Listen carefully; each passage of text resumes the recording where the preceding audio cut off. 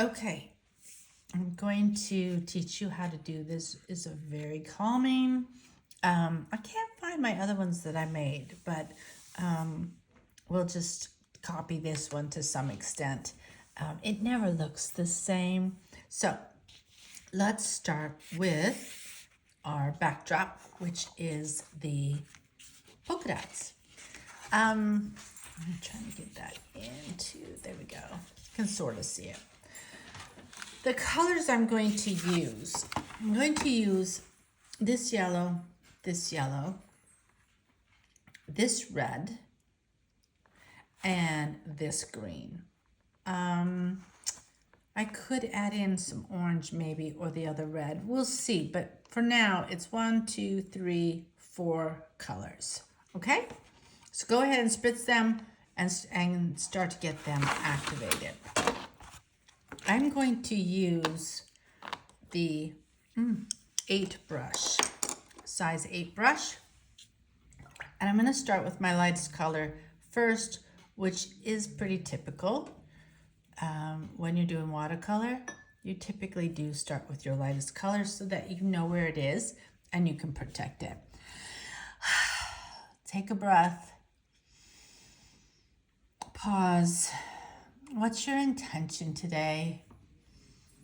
I think my intention is to relax. That's what I'm gonna, my intention for this art piece is to relax. And yeah, I think that'll be good. So I'll be checking in with me on my intention, and occasionally I'll check in with you. So we're just gonna space out our yellows. So I'm just gonna start over here. Now this one, this yellow right now, I did a much stronger consistency.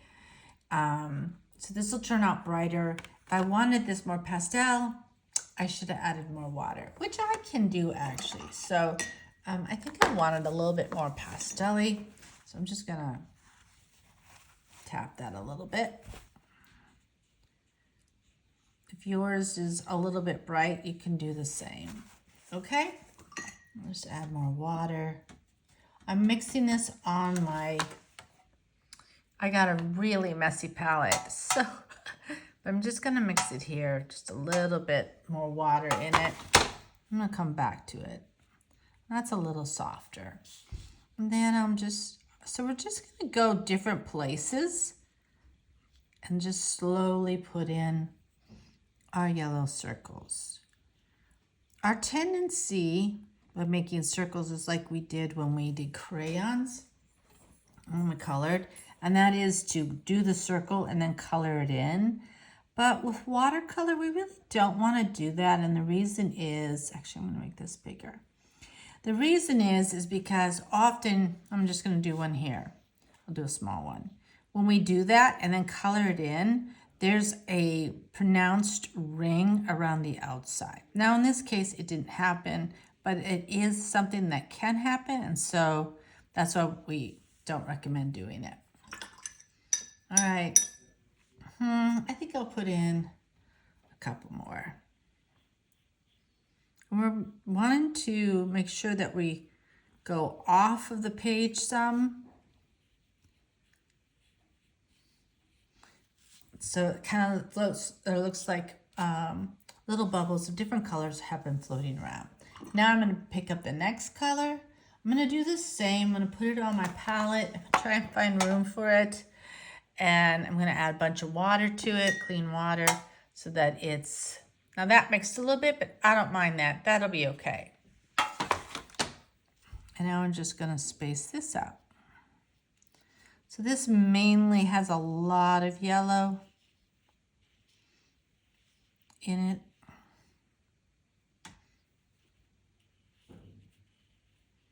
And just take your time. Pretty soon we're going to start to overlap a little bit, and that'll be fun.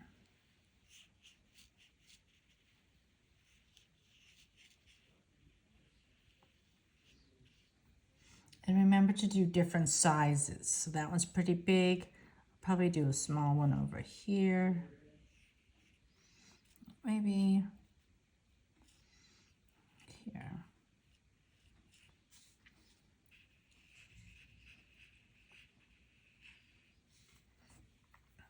Okay, and now I'm gonna pick up my red and get it nice and wet.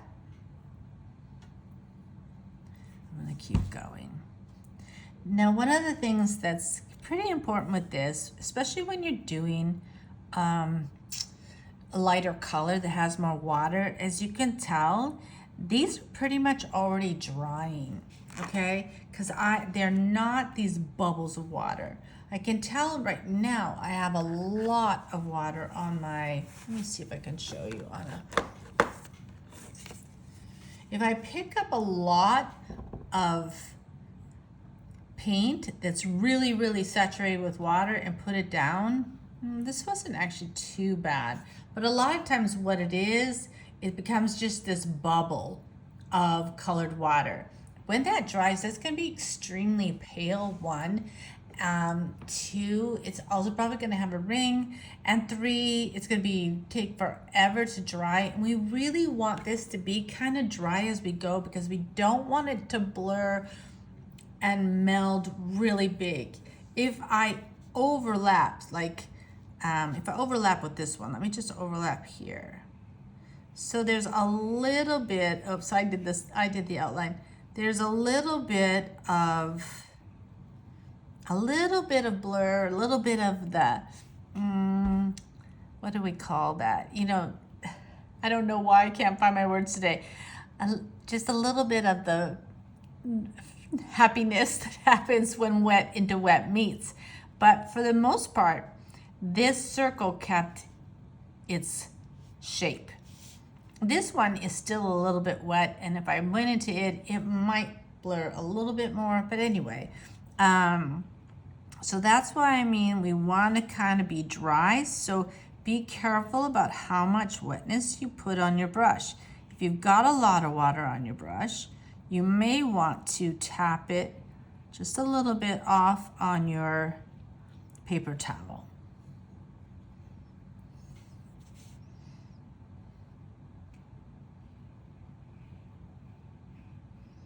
And of course, your sizes of your circles are going to depend on mine. So yours is not going to match mine, and that's okay.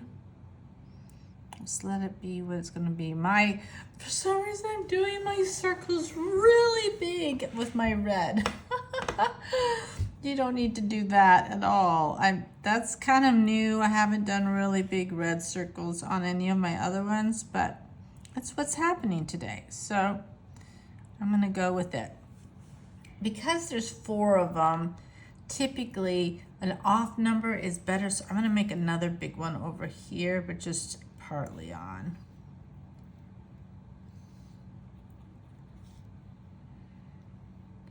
All right, I'm going to do a few smaller ones.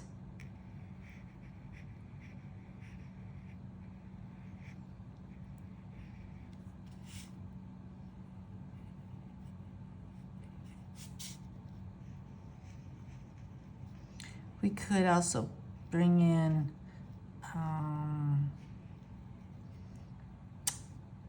another red if we wanted, which I might do. This seems so much bigger this time. There's a lot of white space here. I'm going to do the other red. So I'm going to bring in, it's kind of an orangish red. So I'm going to take some of this, bring it over here, and add a bunch of water to it. I'm going to tap quite a bit of that off on my pan so that, again, it's not full. Let me see here. Let's see how we got. And I'm testing it. They look the same color. I wonder what's, oh, a little more. Okay. What was I gonna say? Yeah, that's a different color.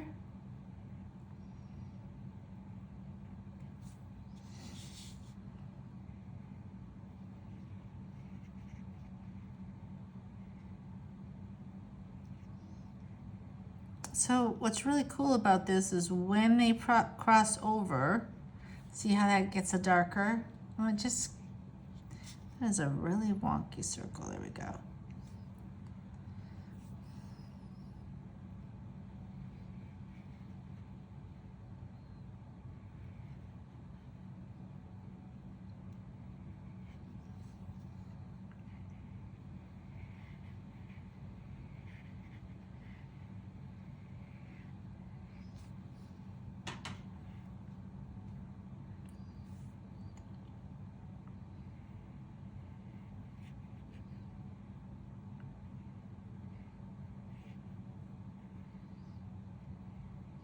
I do guess I'm gonna cover more of this white. I have so much white space left.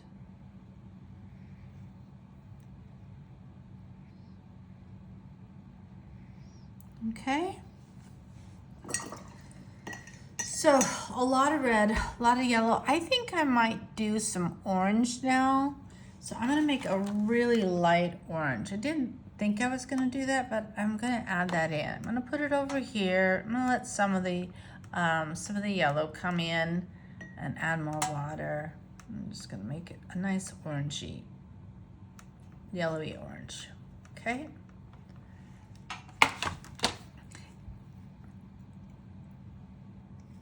So this one, that's a little bit more wet than what I've been doing.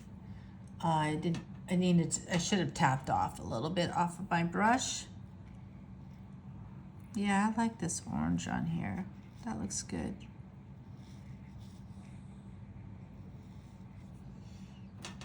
I found that it works best if you don't have as much green. The green kind of are small dots, and that works best, I think. But you can just, instead of doing these orange, you can do, green if you want. But when the green passes over the red, that can make a brownish color. So I was trying to be a little bit careful of that.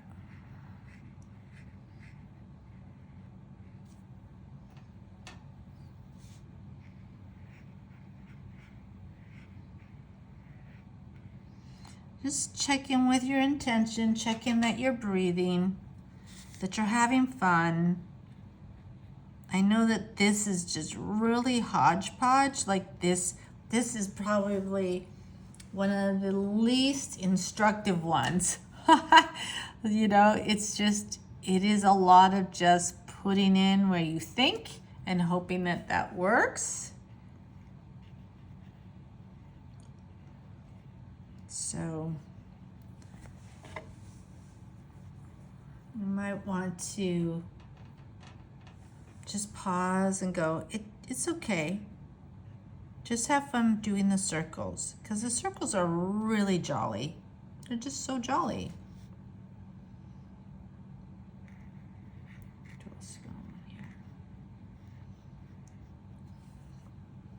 All right, I think I'll go for the green now. And I'm gonna try and stay away from where it's wet and go more to the drier areas when I first bring in my green. So I'm gonna bring in green over here, and I'm going to just do small green, touching the red as little as possible. I don't mind overlapping the yellow, of course, that's a lovely. Let's see what happens here. I can make this one a little bit bigger so it comes down. Well, my green just got much bigger than I planned. That looks good.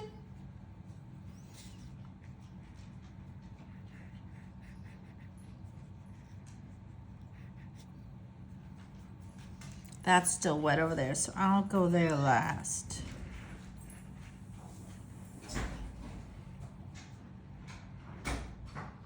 My green was mixed a little bit, so it's not as fun green as right out of the palette.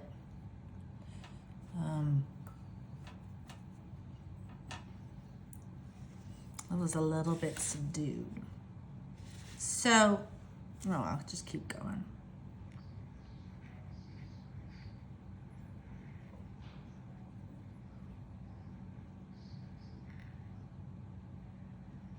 I'm trying to not have any white, but you don't need to do that. If you want to have some white, if that works better for yours, go for it. Because I totally understand that. I'm going to put one right here.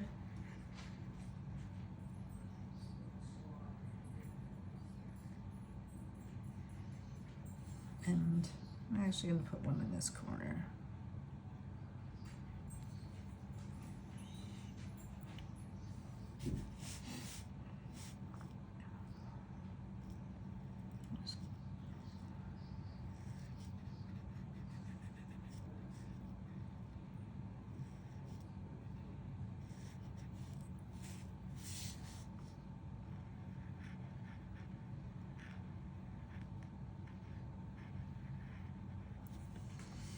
Okay.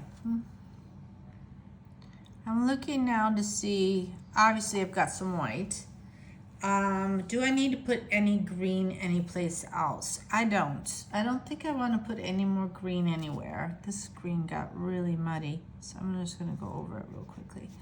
I don't really want to put green anywhere else, so I've got some white here, and I've got a lot of white around there. I don't really need to do anything. I can leave that. It would be better if I also had some white down here. If I have white down here and white, scattered throughout, then that feels spread out and normal, makes sense. Not having any white down here and having white up here doesn't quite make sense, so I'm going to bring in some more yellow.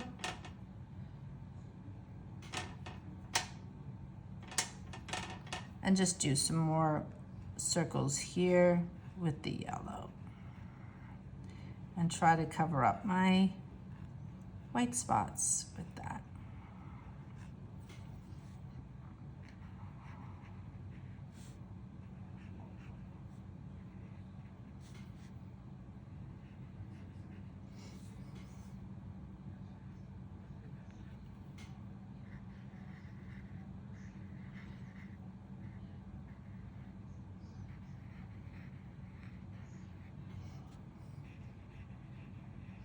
Okay, now I have quite a bit of these little blobs of yellow up here. I don't have any down there, so I'm just going to come down here and put in a few down here. So this is really about just filling in with circles.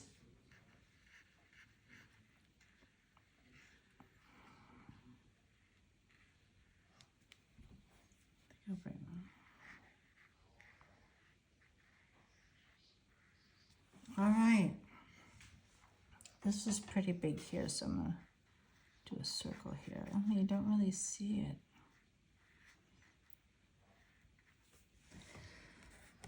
I think that's it.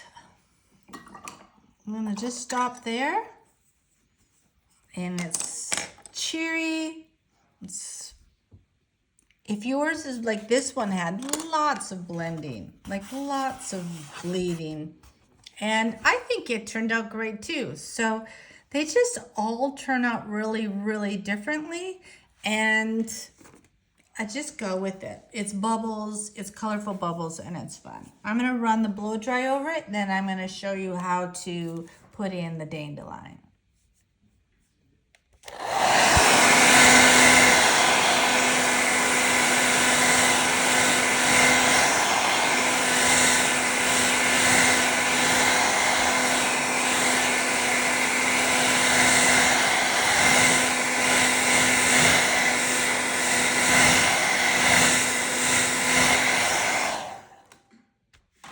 Okay, so we can do one or we can do two, and I'm just gonna do the one, but you could do a smaller one here and a bigger one here, and that's fun, but I've got another meeting coming up, so I'm just gonna do the one right now. So I'm gonna use a 0.8 and a 0.3. I'm gonna start, you actually, if you want, you can definitely trace this out with your pencil first, and even don't really have, I mean, be gentle in case you don't follow exactly with your pen, and then it'll be easy to erase. But we're going to be going over it with ink, so you don't have to be as careful as if you're just tracing and you're going to be putting watercolor over it. And that would shine through. Okay, so, but I'm not going to. I'm just going to draw with this. And we're just going to go up, and then I'm going to create this like that. That's pretty big. That's really big, and I probably wouldn't have done it that way if I had thought. Then from here, I think I'm going to do like a little heart here. And that's the center of this. And then from here, I'm going to just swing up all different sizes, up, curvy, kind of like Queen Anne's lace. Have you ever seen how that works? And I'm going to also come down here. And I think that will be it. Let's see, I might need to make this one a little bit higher up. Okay. That's how I'm going to do this. I might add more, but it's always easier to add more than it is to take off. I'm just going over some of these to just make them a little bit darker. Line.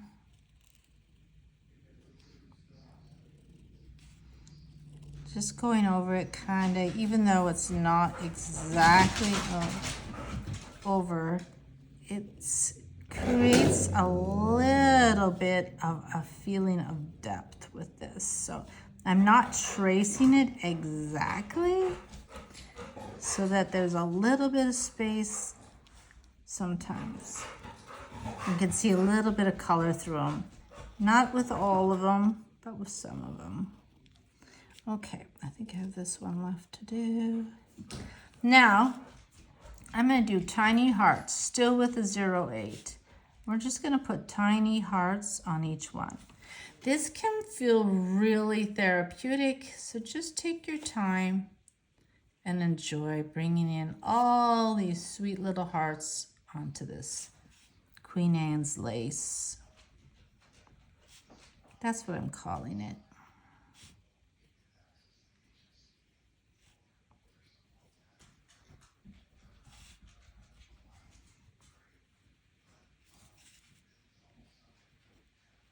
Check in. How you doing? Are you breathing? What's your intention? Come back to your intention.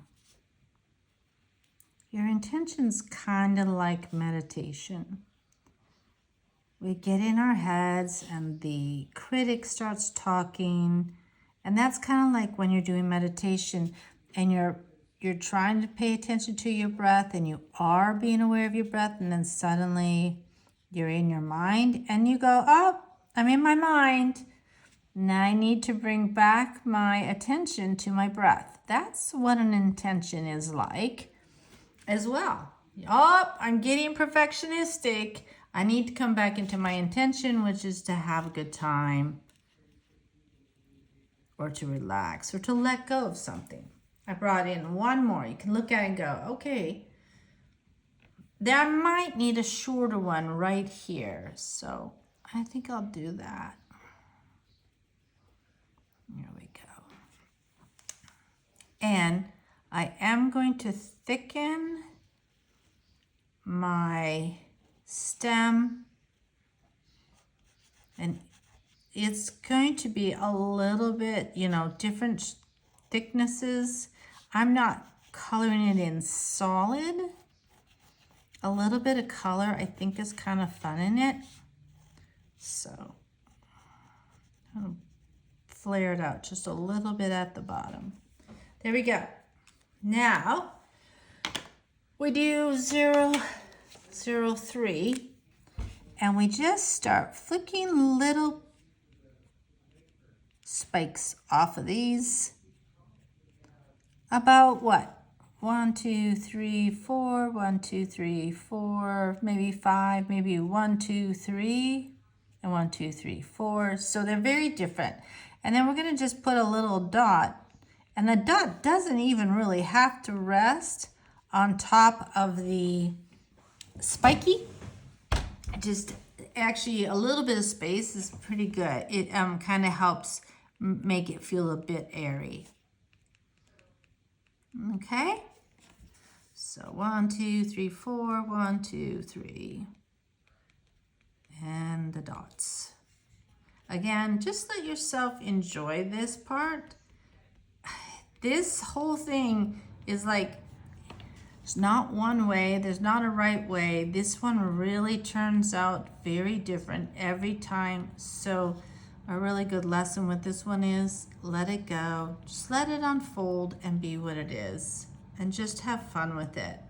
Just let it be whimsical.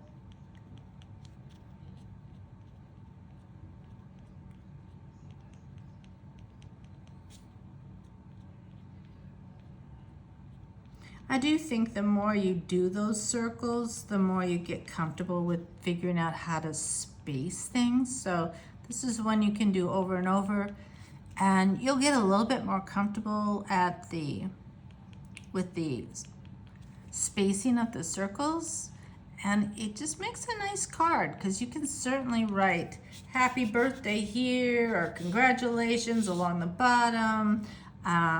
Even this one, I originally was thinking about this one for Valentine's Day because it's all these hearts. If you really wanted to make it for Valentine's Day, you could even make your circles heart shape if you want to. That could work.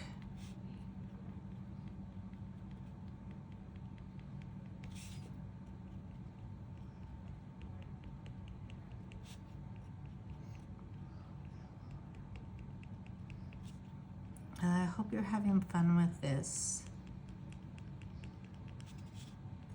I'm almost done.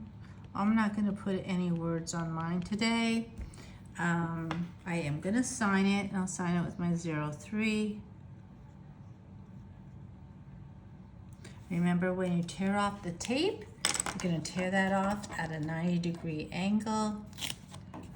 Oh, excuse me, 45. So it doesn't tear your paper. I don't know if you know, but if you're using a plastic cutting board like this, you can reuse your tape. The only thing you have to be careful of is, like, see, there's a little bit of paint here, and that could bleed if you aren't careful and you get it wet. It could bleed onto your painting. But one of the ways that I fix that is I just turn it this way when I reuse it. So now the paint is on that side, and I don't have any danger of making paint bleed down into my, whatever my other painting is when I use it. So it's just a way to reuse your tape, and it's kind of funny about that. I like to reuse my paper towels as often as possible, and I often paint on both sides of something if I'm just practicing. I'm kind of like drifty that way. All right, there it is. It's pretty fun. Okay, I can write on the back and send it to somebody. I hope you enjoyed it. Let me know how you enjoyed it and how it turned out. Share pictures with me, okay? Bye.